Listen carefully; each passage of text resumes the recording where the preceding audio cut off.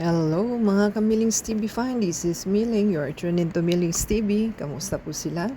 Tayo po ay busy today at tayo po ay nasa Terminal 2 papuntang uh, Boracay pong ating destination. So yan pong inyong makikita sa ating area sa airport kasi tayo po ay lilipad at yan pong inyong makikita sa kanilang place.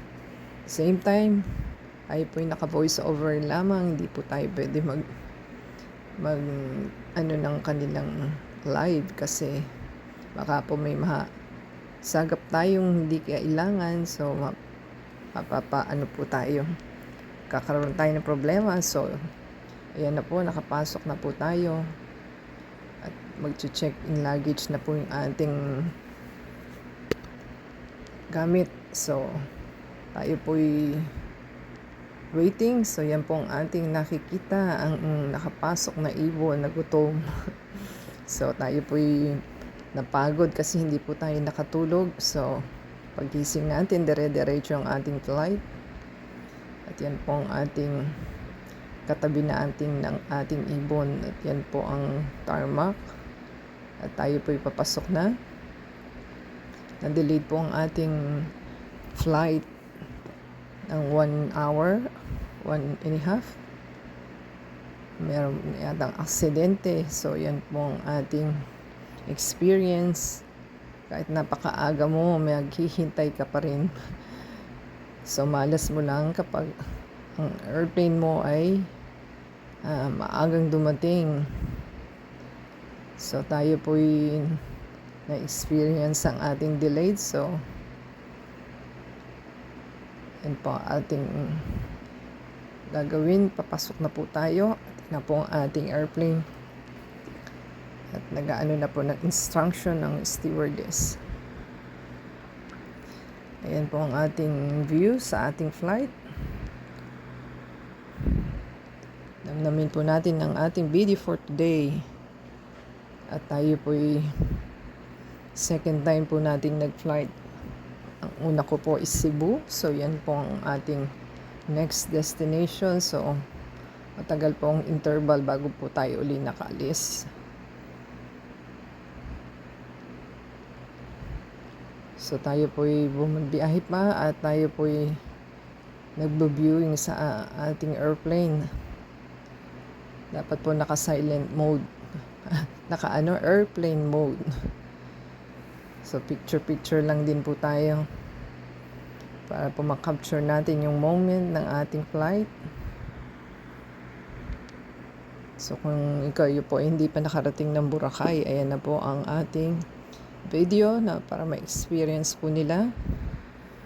At tayo po'y naka-halfway na. At tayo po'y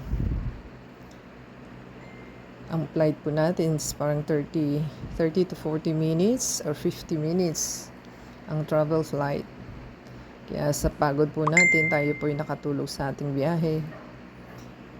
Yan po ang ating kailangan gawin, magpahinga din po pag may time. So may stress tayo sa pagod at gutom sa ating biyahe.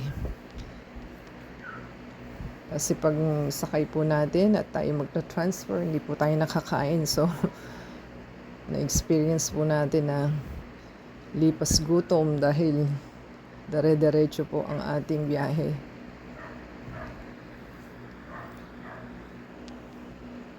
So paki-subscribe po sa ating channel for your support. Tayo po'y pa-ending na rin at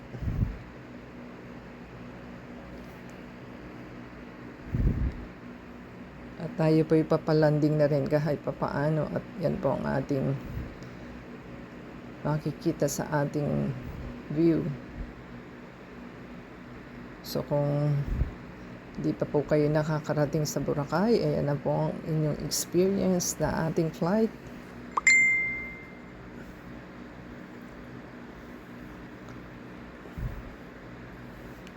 So yung day 1 po natin is nakakapagod kasi from airplane delayed. The same time 30, 40, 50 minutes ang ating flight and then transfer po tayo Doon niyo po makikita sa ating next video. So, abangan po nila ang ating next video. So, kung kayo po'y nakarating sa ating video na ito at pa-ending na rin po tayo, pa-subscribe po, comment down below, like, play the ads and video from beginning to end, and add us sa Facebook, Twitter, TikTok, and Instagram. At dyan po ay pa-landing na po tayo. Hindi na po natin kinapture yung from beginning to end dahil mahaba rin po. At yan po ang ating destination sa airport. At pa-exit na po tayo. At makikita po ninyo yung mga paligid. At waiting na po ang ating bus. So until next time po, subscribe po sila.